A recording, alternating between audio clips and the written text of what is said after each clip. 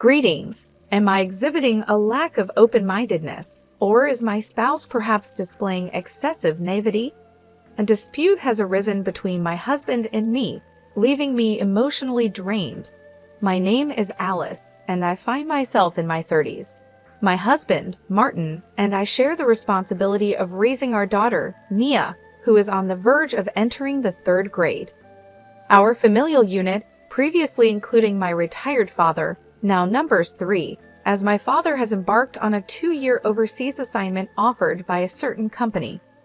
The discord originated with the prospect of accommodating my nephew, Philip, who is set to commence his college education. Given our proximity to his chosen institution, Martin was approached with a request for Philip to reside with us during his academic pursuits. The proposition entails his stay until he achieves financial independence through part-time employment, yet specifics regarding the required savings or timeframe remain elusive. Personally, I harbored reservations about sharing living quarters with a young man whom I encounter primarily during extended family vacations. My home-based professional responsibilities further diminish my enthusiasm for the notion. Upon voicing my concerns to Martin, his response was unforeseeably defensive. His retort questioned my lack of trust in Philip, leading to an impasse where neither party was willing to yield. Initial discussions involving Martin, Thomas's wife, and Philip himself had exhibited unanimous support for the idea. Philip explicitly expressed his desire to be under our care. Martin, however, appeared oblivious to the underlying complexities, dismissing any apprehensions about Mia and regarding the situation with unwarranted optimism. Our disagreement persists, with no resolution in sight. As the proprietor of the house registered under my name, I proposed deferring the decision until my father's return, urging a collective discussion. Martin, however, resisted this proposition, asserting that involving my father was unnecessary and advocating for a swift resolution over the phone. This stance, coupled with his encouragement for Philip's independence, raised doubts in my mind regarding the sincerity of Martin's intentions. The house, though aged, offers ample space, leading me to suspect clandestine discussions between Martin and my in-laws, with Martin striving to maintain a favorable impression on Thomas. Communicating via text during work hours, Martin suggested that the decision could be made without involving my father, emphasizing the surplus of rooms available. Despite my reservations, Martin remained steadfast in his opinion, refusing to budge until a decision was reached, thereby exacerbating the existing deadlock. It is disconcerting to contemplate anyone's displeasure upon discovering that their relatives have been relocated to their residence without consent, especially when they are not present. Martin, however, exhibits a noticeable lack of comprehension. When I inquired about the possibility of our relatives residing rent-free simply due to familial ties, he asserted that they were willing to remit $200, deeming it sufficient for one person. The basis for the in-laws' notion of adequacy remains unclear, as I am convinced that this amount is inadequate by any reasonable standard. The question arises, does $200 cover only monthly groceries? I limit the absence of prior consultation between Martin, Thomas, and me. If only they had sought my input earlier, I could have engaged in a thorough discussion with my father. However, I suspect a reluctance to consult him in advance, perhaps due to his benevolent yet stubborn nature, leading them to anticipate certain conditions. My apprehensions deepen as I entertain the thought that clandestine machinations have been underway since they learned of my father's overseas assignment.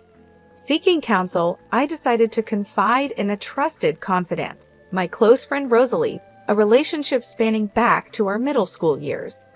Recognizing the gravity of my situation, Rosalie promptly adjusted her schedule and suggested a private setting to ensure our conversation remained confidential. It felt serendipitous, as we hadn't caught up in a while. Initially engaging in light conversation, we eventually delved into the heart of the matter. I recounted the entire narrative to Rosalie, detailing Philip's request to move in while pursuing college, with vague assurances of financial independence. Martin, seemingly receptive, deferred the decision to me.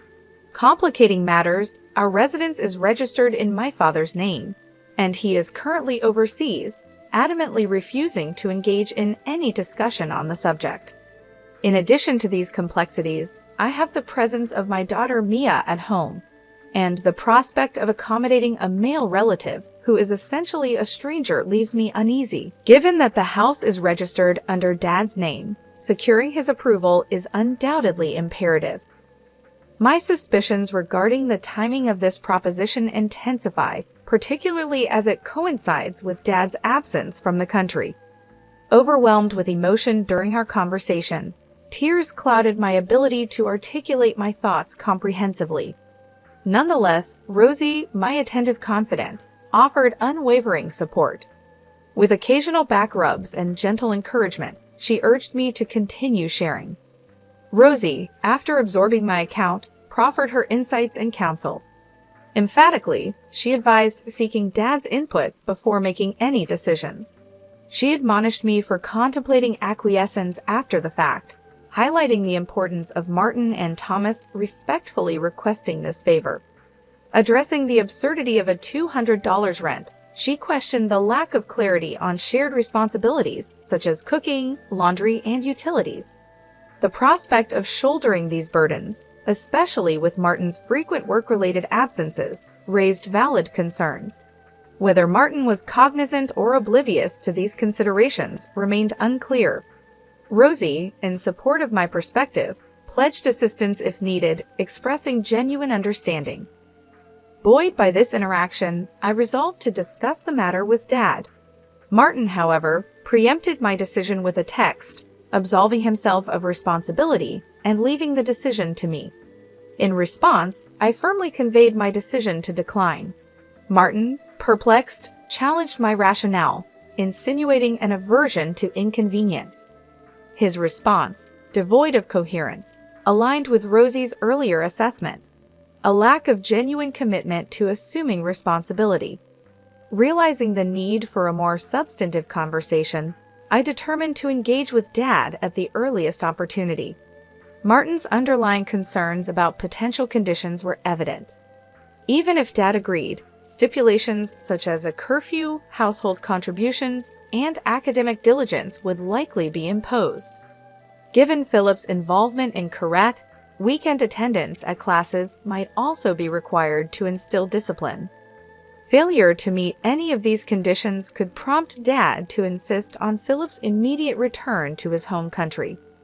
Yet, in the face of potential conditions, I acknowledged that if Philip truly required this favor, my inclination was not to be perceived as heartless. The following day, I reached out to Dad as planned. Understandably uncomfortable with the notion of someone residing in his home while he was away, he refrained from granting permission. Instead, he proposed involving a real estate agent to facilitate an alternative solution. After concluding my call with Dad, Martin returned home, coincidentally with Thomas, who happened to be in town on business. Seizing the opportunity, I relayed Dad's stance, stating that we couldn't accommodate Philip, but suggested seeking the assistance of a real estate agent to find him suitable accommodation. My directness provoked fury from both Martin and Thomas, who were evidently incensed by the change in plans. They expressed frustration, asserting that their relocation plans were imminent. Martin, in a fit of anger, questioned the need to involve Dad in the decision-making process. As Mia attempted to intervene, Martin's response escalated to the point of physical aggression. In a protective gesture, I interceded, only to be met with a forceful kick to the chest. While I feigned a retaliatory punch, I never intended harm. Martin, deflecting blame, asserted that Mia's fall was solely my fault, attributing 90% of the blame to me. Expressing bewilderment at the sudden upheaval in our harmonious cohabitation, Martin left for his parents' house. Parting with a defiant declaration, he warned against characterizing him as changed or abusive, shifting blame to my actions. Despite Mia's relatively minor injuries, my chest pain persisted, prompting a hospital visit the next day. A broken rib was diagnosed, and a medical certificate was obtained. Concerned for our safety, I requested my aunt's presence and took basic security measures, installing a simple lock. Life has undergone a drastic shift, with Martin opting to commute from his parents' house. He conditions his return on my apology and convincing Dad to allow Philip to stay. However, my sentiments towards Martin have cooled considerably. I believe cohabitation could be manageable if Thomas allowed us to live separately with occasional assistance. The insistence on living together remains perplexing. I question the fragility of familial bonds and whether distant blood relations should supersede the well-being of close family ties. Despite my contemplation, answers elude me. For now, my primary focus is ensuring a safe environment for Mia. Even if Martin were to return, my concerns persist, and divorce is now a consideration. My best friend, Rosie, was correct. The idea of letting a relative, even a family member, reside in a house under my dad's name is unthinkable. I plan to seek advice from my dad again. An update 2 months later. Following heated arguments about allowing my brother-in-law's son to move in with us for college, the divorce has been finalized. After informing my dad about the details, he expressed his intention to return to the country. I had a conversation with Mia, explaining that we would no longer be living with Martin due to the divorce. Though she seemed saddened, she didn't voice any opposition.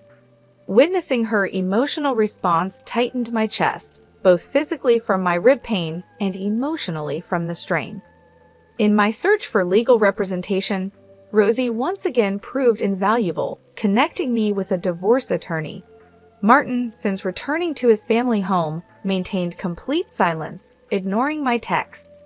When Dad and Martin finally spoke over the phone upon Dad's return, Martin insisted that the broken rib was 20% my fault and 80% mine, claiming victimhood. Resisting further inquiry, Martin asserted, "I don't owe you any explanations." When the topic of divorce arose, he was initially defiant, telling me to proceed if I wished. However, during mediation, Martin's stance softened, leading to a settlement involving compensation for the divorce, child support, and damages for the abuse towards Mia and me. In a surprising turn, Thomas reached out to apologize, and revelations about Martin's undisclosed actions came to light. Initially, Martin had promised to contribute $200 for Philip's living expenses, a detail he had withheld from me.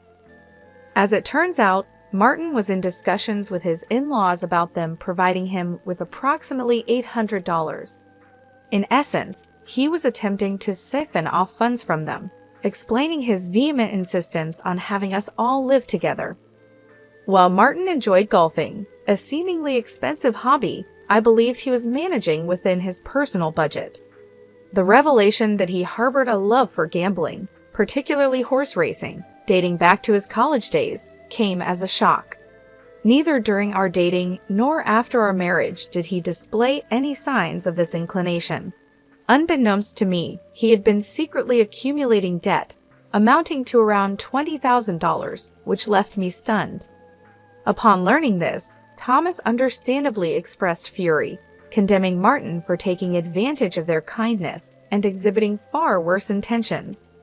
Thomas questioned how Martin could resort to violence and emphasized that his change in behavior likely stemmed from the fear of his debts becoming public knowledge. When Thomas confronted Martin, he proposed a solution. Martin could stay at their old house, contributing some funds for living expenses while commuting. Thomas naively trusted Martin and felt gratitude, assuming the arrangement was settled. Upon revisiting this with his wife and acquaintances, they realized the imprudence of their behavior and extended a thick envelope as a gesture of apology. Clearly, it contained apology money. However, forgiveness towards Martin was not on my agenda. Despite being unaware of these financial matters, I still harbored trust issues towards Thomas. In my view, if they had the means to prepare that much money, they should have supported their son from the outset, aiding him in becoming self-sufficient and preventing the current predicament. I politely declined Thomas's offer, and he extended his apologies once more before leaving. Several months post-divorce, Mia and I have been attending counseling twice a month. Dad's return overseas prompted occasional requests for support from my uncle and his wife, contributing to a sense of stability. However, an unexpected letter arrived from Martin. Despite my initial reluctance to open it, I sighed and decided to read it before discarding it. The letter was disconcertingly self-serving, with Martin expressing regret for losing his temper and acknowledging his financial struggles. He insinuated that honesty might have offered a solution, questioned Mia's loneliness without a father, and asserted his commitment to change for the better. The letter concluded with a suggestion to reconsider living together as a family once his debts were settled. Recognizing the self-serving nature of the letter, I shared it with my uncle and his wife. Concerned about potential risks, they promptly contacted a lawyer to arrange a restraining order. The terms stipulated that any future contact from Martin would incur a demand for $1,000 in emotional damages each time. The threat of reporting him to the police for stalking was formalized in a document sent to Martin. Though apprehensive, my uncle and his wife assured me that they would handle the situation. In an unexpected turn, my in-laws, perhaps feeling guilty, are cooperating and monitoring Martin. Seeking Thomas's assistance through the lawyer revealed that Martin is currently mentally unstable. While still employed, he occasionally mutters to himself, causing worry even to Thomas, who has facilitated his counseling. The realization that Martin had taken out loans in secret and could resort to violence brought relief for the decision to divorce. Gratefully, I can work from home without financial concerns, and Mia is gradually settling emotionally while attending school. Hoping for calm days ahead, I aim for a peaceful life moving forward. My name is Ashley. At 32, I find myself deftly managing a desk position at a modest firm while also overseeing the affairs on the domestic front.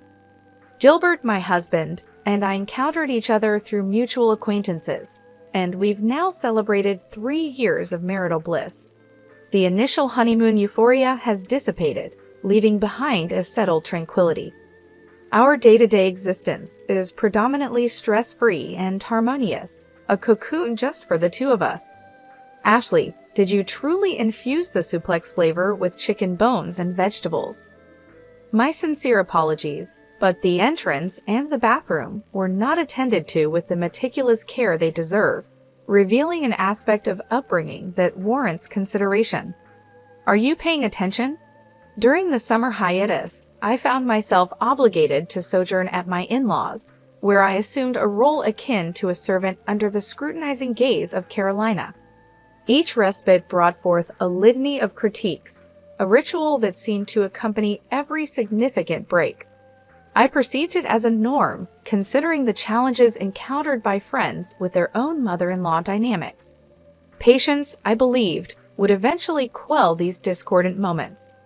Around that juncture, Robert, Gilbert's brother, entered matrimonial bonds. Robert, a reserved gentleman in stark contrast to the more effervescent Gilbert, welcomed into his life Sarah, a youthful and modern beauty 12 years his junior. The union, albeit seemingly unconventional, filled Carolina with exuberance, heralding the first Christmas with the newlyweds. As they were occupied with work until Christmas, the plan was for Robert and Sarah to join us then. Consequently, I found myself extending my stay at the in-laws' abode from Christmas Eve onward. This decision, however, intensified Carolina's zeal to delegate tasks and oversee preparations for the impending festivities. Are you still engrossed in cleaning? At this rate, Christmas will arrive before you complete your chores. Hurry and prepare the gratin, she chided. Oh, I can hardly wait for tomorrow. She's my son's young wife, and I must acquaint her with the intricacies of our traditions, she added with evident anticipation. Observing Carolina's fervor, I sighed in silence, a sympathetic witness to the impending induction of Sarah into the fold. On the morrow, I endeavored to assist Sarah, offering empathy rather than sheer jubilation at our shared circumstance. Around noon the next day, Robert and his wife Sarah made their entrance. Despite Sarah's seemingly flamboyant demeanor, her demeanor exuded courtesy and left a favorable impression on me. In contrast, Carolina appeared preoccupied, diligently searching for any lapse on Sarah's part. First impressions, it seemed, held paramount significance. Ashley swiftly served the coffee and commenced preparations for the Christmas feast. "And you, Sarah, follow suit," Carolina directed, prompting a startled reaction from Sarah. "A son's wife belongs in the kitchen, doesn't she?" she added, guiding her son and his wife